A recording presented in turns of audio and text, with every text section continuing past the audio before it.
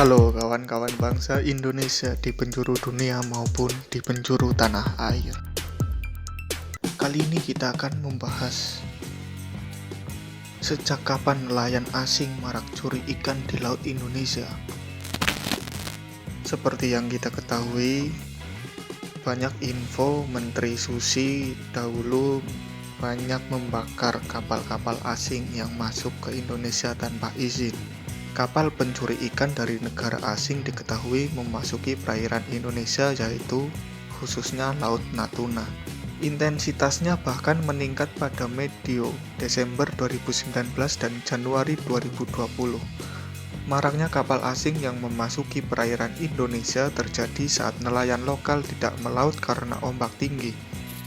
Kapal-kapal penangkap ini bahkan dikawal kapal penjaga dari negara asing tersebut. Kondisi itu tentu membuat pemerintah Indonesia berang. Kementerian Luar Negeri melayangkan nota protes setelah kapal Cina memasuki perairan Natuna pada pertengahan Desember 2019 dan melakukan aktivitas yang diduga melanggar aturan Zona Ekonomi Eksklusif atau ZEE. Pencurian ikan di wilayah laut Indonesia sebenarnya sudah berlangsung lama.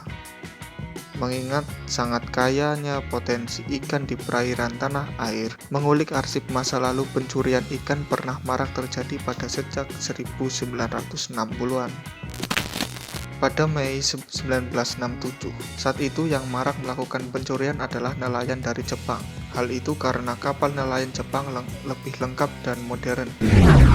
Saat itu kapal motor Nanyo Maru dengan nahkoda Masjiro tertangkap basah dengan muatan 8 ton ikan yang diduga curian. Mereka melakukan penangkapan ikan di wilayah Laut Sulawesi, Maluku, dan Irian Barat.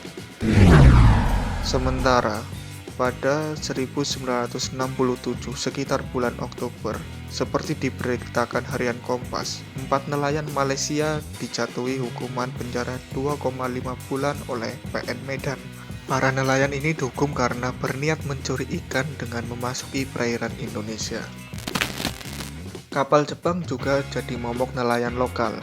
Mengutip harian Kompas, 13 kapal asing itu dipergoki sedang mencuri ikan oleh kapal patroli TNI AL di sekitar lautan Sulawesi Utara saat itu. Indonesia sebenarnya pernah bersikap keras terhadap kapal asing yang mencuri ikan dari laut Indonesia. Bahkan Menteri Luar Negeri Adam Malik saat itu pernah memerintahkan agar kapal pencuri ikan itu dibakar dan ditenggelamkan. Sebab menurut Adam, nota protes yang dilayangkan kepada negara yang kapalnya melakukan pencurian sia-sia.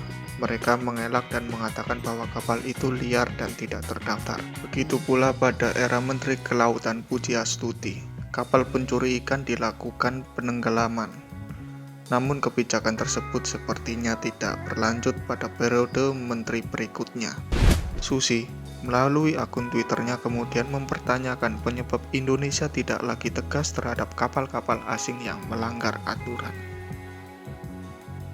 Ya itulah sejarah sejak kapan nelayan asing marak curi ikan di laut Indonesia.